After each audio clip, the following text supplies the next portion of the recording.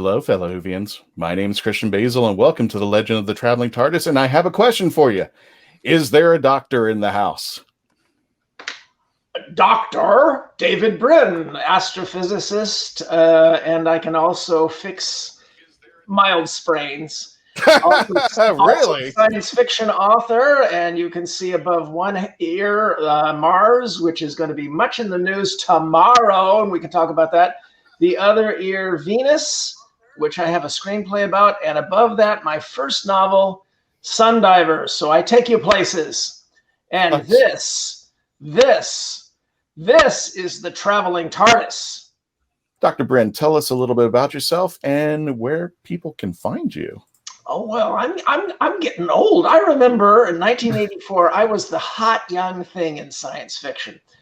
Your Worldcon in LA, my hometown. And each of you experienced going to some major public event and having rooms hush, and the two words follow you, or I mean, slightly variant on this, but may the words, "It's him," whisper in waves following you. It didn't last very long. I became an established figure with Hugos and bestsellers and books in 25 languages and all that sort of thing. But you know what? I'd trade a year of that for another day of "It's him." Fairy tales can come true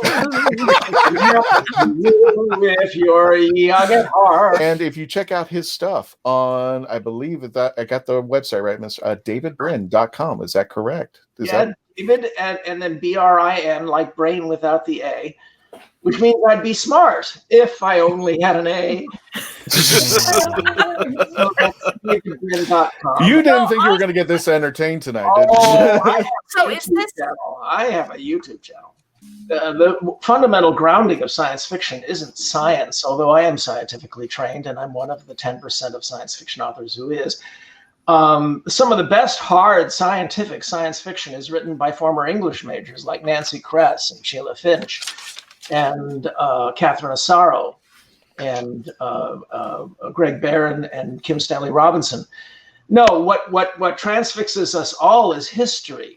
So it should have been named speculative history, which is why all science fiction is to some degree, one degree or another, timey-wimey.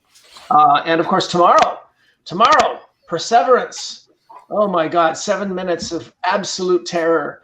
I remember when Curiosity went down. By the way, I was on the committee that chose the names Spirit and Opportunity. Really? Oh, you serious? By elementary school. Yep.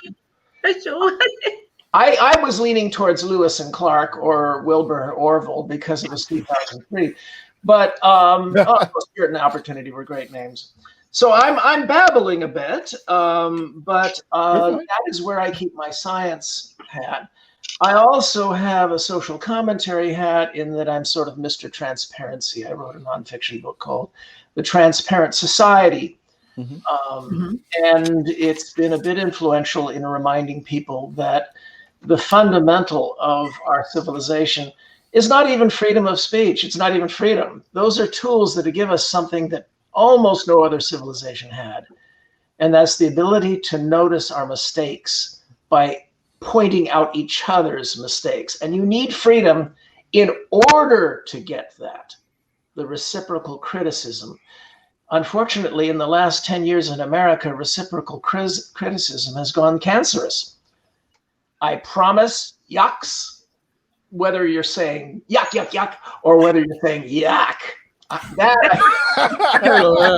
I promise plenty of yucks.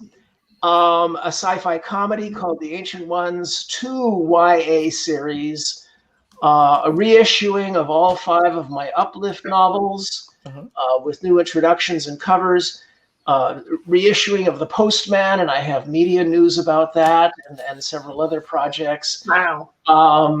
And the reason I was segueing to this is another nonfiction book called Vivid Tomorrows, Science Fiction in Hollywood. And if you want to get enraged at somebody who doesn't like Yoda, oh no, Okay. I think he's the most evil green oven mitt ever created. This is a rancid, horrible being in the history of all media and all stories. There is no character who does more relentless evil and kills more people than that wretched, horrible thing. But the most famous of my books, in fact, you can see him just on a movie poster right over there, is Kevin Costner's version of my novel, The Postman. And people often ask about that, and they're often very surprised that I'm so even-tempered about it. I think that Costner, he wasn't very pleasant to me, but Hollywood does that to people. The fact is that if he hadn't been so pretty and been an actor, we would have had a lot better movies now, because he's one of the greatest of all cinematographers, I believe.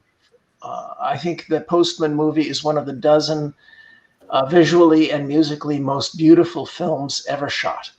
Unfortunately, the last 45 minutes or so scooped out and threw away all the brains. But you know, there are worse things in the world than gorgeous, big-hearted, and dumb. I mean, that's what my wife married. But when, in the case of Dances with Very, Very, Very, Very Large Smurfs, you have a wonderful movie. Okay. Did I leave out a couple very? Let me change the question around. Who is your doctor? Oh. I'm going to take the word favor out. Who is your doctor? Well, whatever the present one is. I mean, they stand on each other's shoulders. Right. So the sensibilities grow as society grows and as people have commented. So obviously Jodie Whittaker is wonderful. I mean, absolutely spectacular. Why'd we wait so long? But I mean, if you had to say who did the best job of simply being the Doctor, you know, I would have to say almost everybody agrees it was Tennant. You know, he just did it well. Whereas my actual favorite one was the one before him. I mean, it was just, Eccleston was just so much fun. Strictly speaking, I got my PhD from the Electrical Engineering and Computer Science Department. Because that's where Hannes Alfvén, Nobel Prize winner and inventor of plasma physics, that's where he happened to be. And so I did my dissertation on comets and asteroids in the Electrical Engineering and Computer Science Department.